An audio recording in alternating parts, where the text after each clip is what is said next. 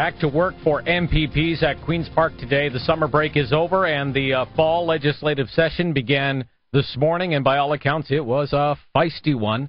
The leader of Ontario's Progressive Conservatives, Tim Hudak, joins me now on CFRA. Good to talk to you.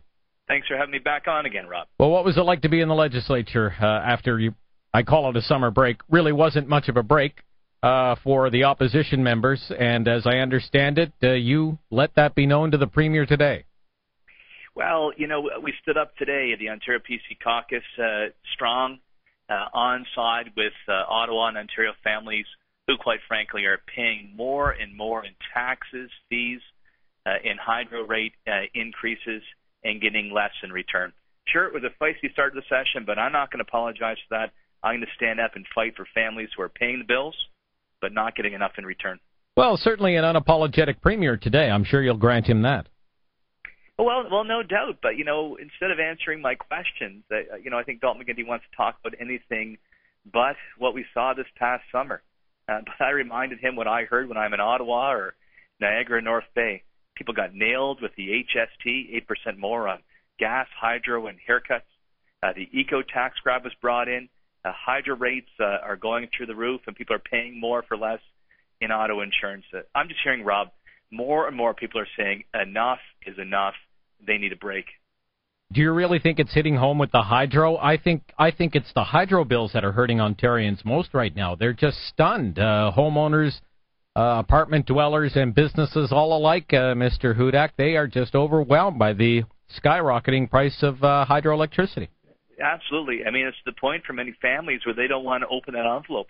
It stays on the kitchen table for days and days on end because they don't want to see what's inside. But Dalton McGuinty's costly experiments in hydro policy are now hitting our hydro bills hard. He signed these very expensive subsidies, like the Samsung deal for the wind turbine farms. The bureaucracy in hydro has become bigger and bigger, and this is really hurting families, and particularly seniors on fixed incomes, when they finally get up the nerve to open those big bills. Well, all of this stems, of course, from the Green Energy Act. What is your party's stance on the Green Energy Act? Well, we opposed Dalton McGuinty's bill because we were worried what would happen is exactly what we're now seeing transpiring. He has signed rates of power up to 82 cents a kilowatt hour when the price of power is 5 or 6 cents in the marketplace.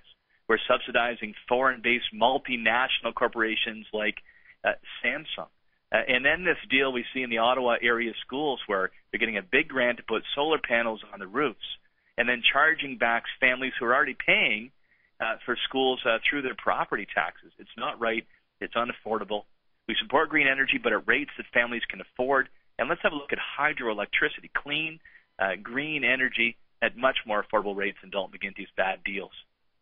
What do you know about and how do you plan to pursue during the legislative session, Mr. Hudak, the raids and the investigation into various government departments at Queen's Park? Yeah, it's very troublesome. I mean, the summer started with Dalton McGuinty bringing in that secret law around the G20 summit that never has been explained and was never made public. We also saw raids on government offices by the OPP. It very much looks like government that's sort of gone into a bit of a bunker mode. We're going to keep up the pressure for answers because families want to know exactly what is going on, how many dollars were lost, and what we're going to do to get them back. Now, as you are aware, of course, the McGuinty government vowed to review, if you will, the illegal eco-taxes.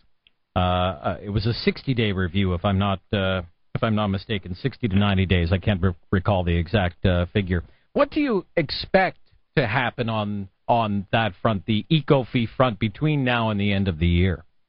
Knowing Dalton McGuinty, he's going to bring it back. Listen, I mean, Lisa McLeod, Norm Sterling, and Yak Lusky and Hilliard, I mean, we all stood up to fight that eco-tax grab, which was put on items that families use every day. Grass, seed, soap, bath toys for your kids. We won a 90-day timeout is the bottom line, Rob. Okay. I think Dalton McGuinty is going to try to bring it back, maybe hide it in the prices. And I've said as Premier, we would kill that eco-tax grab once and for all. But you think eco-fees will be back, they'll just be buried in the cost If of I the had product. to put money on it, put money on it there, Rob. Yeah, I think he's going to try to bury it in the price. We're not going to accept that. We think they should be scrapped. People pay enough as it is. All right.